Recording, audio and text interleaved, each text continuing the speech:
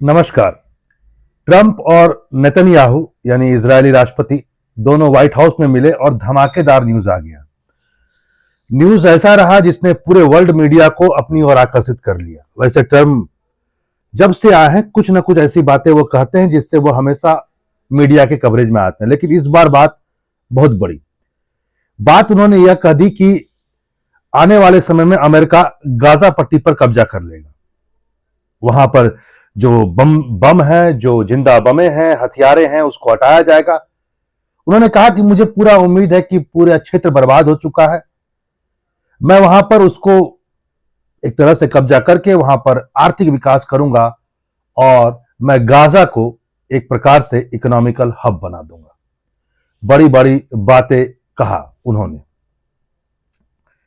यहां पर इस बात को भी आज आप ध्यान रखें कि इससे पहले ट्रंप ऐसा नहीं कि आज पहली बार ट्रंप ने किसी एक क्षेत्र के बारे में कहा। आपको पता है कि क्या हुआ है हमास और इजराइल के बीच में।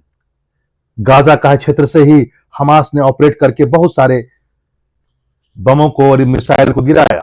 लड़ाई बहुत दिनों से चल रही है, 1.5 साल के आसपास हो चुका है। लेकिन ट्रंप का यह बयान इस वक्त पर आया जब इससे पहले भी ट्रंप ने ऐसे ही बयान को दिया, जब उन्होंने कहा कि ग्रीनलैंड जो डेनमार्क के क्षेत्र में आता है उसको ट्रंप ने कहा कि हम लोग डेनमार्क को ले लेंगे।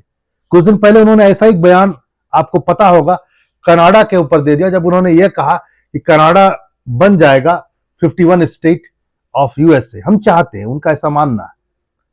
और ये 3 दिन पहले भी उन्होंने रिपीट किया, 3 दिन पहले का न्यूज है। और अब वह कह रहे हैं इस गाजा क्षेत्र को, यानी इस गाजा पट्टी वाले क्षेत्र को, वो कह रहे हैं कि टोटली यह अब इसमें आ जाएगा।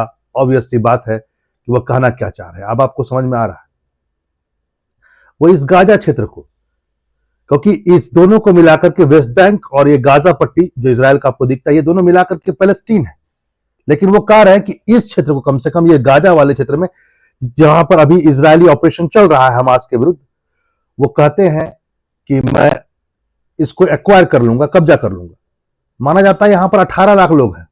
उनका क्या है सोच जरा देखिए। वो कहते हैं कि मैं उस पर नियंत्रण करूंगा, ये 18 लाख लोग जो हैं इसको मैं आसपास में जितने भी अरब स्टेट हैं वहां पर मैं इनको सेटल्ड कर दूंगा। मतलब आप समझ सकते हैं बात हो रही है इस क्षेत्र की। यानी या तो हो सकता है सऊदी अरब हो, जॉर्डन हो, सीरिया हो, लेबनान हो, या हो सकता है इजिप्ट हो। इजिप्ट का क्षेत्र हो, चाहे जॉर्डन का क्षेत्र हो, चाहे सीरिया का क्षेत्र हो, चाहे वो लेबनान का ऊपर वाला क्षेत्र हो। यहां पर वो कह रहे हैं कि इस एरिया में मैं इन 18 लाख लोगों को बसा दूंगा। यानी ये पूरा एरिया खत्म हो जाएगा और अब केवल पैलेस्टाइन यहां पर आ जाएगा। ये अपने आप में बहुत बड़ी बात है।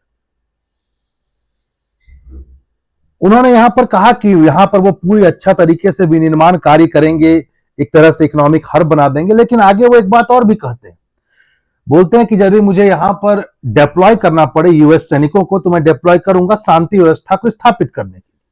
अपने आप में बहुत बड़ी बात। यानी वह यह बात भी कबूल कर रहे हैं कि उस एरिया में यूएस अपना एक सैन्य अड्डा भी बनाएगा। आगे देखिए। लेकिन यह सबसे बड़ी बात क्या है, ये जो ताजा बयान आया है ट्रंप का जिसमें उन्होंने इस बात को कहा कि यूएस चाहता है कि उसको एक्वायर कर ले, इस बयान को आप इस अंदाजे से भी देख सकते हैं कि आज तक जो अमेरिका है वह 2 राष्ट्र सिद्धांत पर, यानी 2 स्टेट प्रिंसिपल पर रहा है। यानी वहां पर इजराइल भी होगा और पैलेस्टाइन भी होगा। यहां पर पैलेस्टाइन जब मैं बोलता हूं तो यहां पर Palestine Gaza along with West Bank है। और ये आज तक अमेरिका ने इस बात को सपोर्ट किया। और एक बात ये भी जल्दी से, ये रिपब्लिकन जिससे ट्रंप आते हैं और डेमोक्रेटिक जिससे जो बाइडेन है, दोनों ने हमेशा आज तक जो ट्रेडिशनल रुख रहा है, ट्रेडिशनल जो पॉलिसी रहा है यूएस का, वो यही रहा है। उन्होंने हमेशा सपोर्ट किया है 2 राष्ट्र सिद्धांत को, जिसमें गाजा और वेस्ट बैंक दोनों मिलाकर के इजराइल बनेंगे और पैलेस्टीन बनेंगे और अलग से इजराइल होगा। लेकिन इस सिद्धांत को पलट दिया। ये आपको यहां पर सोचने पर विवश कर देगा कि जब ट्रंप पिछली बार आए थे तो उन्होंने ऐसे ही एक परिवर्तन को किया था। जब उन्होंने यरूशलेम को, जो हमेशा एक तरह से विवादित क्षेत्र रहा, जिस पर किसी का कंट्रोल एक तरह से नहीं था, उसको सीधा कर दिया वो इजराइल का पार्ट है। इजराइल ने बाकायदा उसको अपना पार्ट मान भी लिया। पिछली बार वो ऐसा कर चुके हैं और इस बार तो उन्होंने साफ कर दिया ये नहीं कहा कि गाजा को इजराइल में मिला लिया जाए। एक डिप्लोमेटिक मूव के तहत उन्होंने ये बात कहा कि उस पर यूएसए अपना कब्जा को करेगा। इसके बाद तो मानो पूरी हड़कंप मच गई। यह जो समारोह चल रहा था जिसमें कई सारे पत्रकार आए हुए थे इन दोनों के पास में, पूरा हड़कंप मच गया, चारों तरफ अफरा तफरी हो गई। लेकिन ट्रंप अपनी बात से पीछे नहीं हटे और उन्होंने इस बात को आगे ले गए।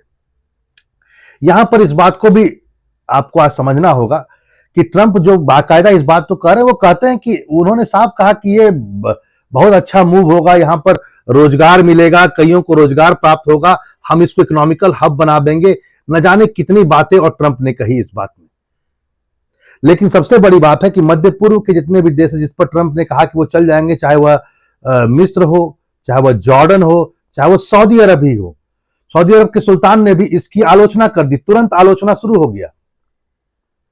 उन्होंने इस बात का विरोध किया है। ट्रंप के इस रुख का उन्होंने साफ विरोध कर दिया। जितने भी अरब राष्ट्र हैं जहां पर ट्रंप कहना चाहते हैं कि बसाना चाहते हैं, वो भी इसका विरोध कर रहे हैं। वैसे ये बात अचानक नहीं आई है, इस बात के अंदर में भी कई बातें छुपी हुई है। पिछले 10 दिन में यदि ट्रंप के आप बयानों की सर्वे करें तो आपको पता चलेगा कि आखिर ये बात आ कहां से रहा। 10 दिन पहले ट्रंप ने बयान देना शुरू कर दिया था। इसमें उन्होंने कहा था कि फिलिस्तीनियों को गाजा से पड़ोसी मुल्क यानी मिस्र और जॉर्डन में भेजना होगा, यानी वो चाहते हैं कि इस क्षेत्र में बसा दें। लेकिन प्रॉब्लम यह है कि योजना को पूरी तरह खारिज कर चुका है उसका अपना एक दोस्त यूएई। आपको पता होना चाहिए, वह भी कतर जो उसका पुराना मित्र है वह। इन लोगों ने खारिज किया। अरब लीग ने पूरा का पूरा बयान देकर के खारिज कर दिया, यानी उसके दोस्त भी इस बयान में उसके साथ नहीं है।